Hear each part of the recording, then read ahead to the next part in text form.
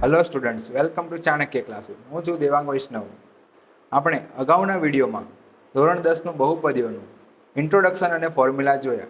હવે આપણે જોઈશું સ્વાધ્યાય 2.1. એમાં આપેલું છે એક્ઝામ્પલ તરીકે નંબર 1.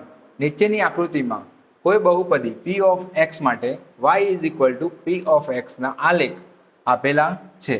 દરેક કિસ્સામાં p ઓફ x ના શૂન્યોની સંખ્યા આપણે શોધવાની છે. અહીંયા આપણને એક આલેખ આપેલો છે. આલેખથી તમે જાણો જ છો, આ છે x અક્ષ, આ છે y અક્ષ. અહીંયા આપણે શું જોવાનું છે કે x અક્ષને કેટલી વાર છેદે છે. x અક્ષને જેટલી વાર છેદે એટલા શૂન્યોની સંખ્યા હોય. તો આપણે જોઈશું પહેલા આલેખમાં. અહીંયા સીધી રેખા આપેલી છે, એ y અક્ષને છેદે છે પણ x અક્ષને છેદતી નથી. માટે અહીંયા શૂન્યોની સંખ્યા કેટલી થશે? શૂન્ય.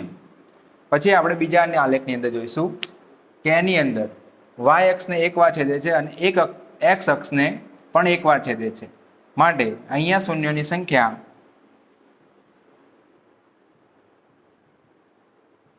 એક થશે. પછી ત્રીજા આલેખની અંદર 1, 2 અને 3 વાર x અક્ષને છેદે છે. માટે શૂન્યોની સંખ્યા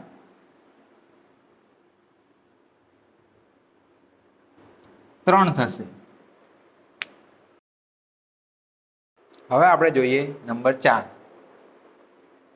અહીં આપણને x અક્ષને 2 વાર ટચ કરે છે એવું દેખાઈ રહ્યું છે, કે 2 વાર x અક્ષને છેદી રહ્યું છે.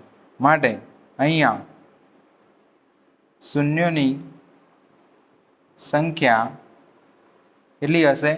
2. પછી જોઈએ આપણે નંબર 5.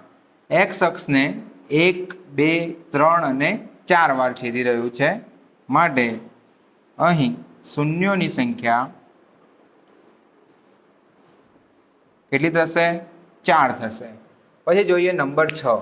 એની અંદર 1, 2 અને 3 વાર છેદે છે. માટે નંબર 6 ની અંદર શૂન્યોની સંખ્યા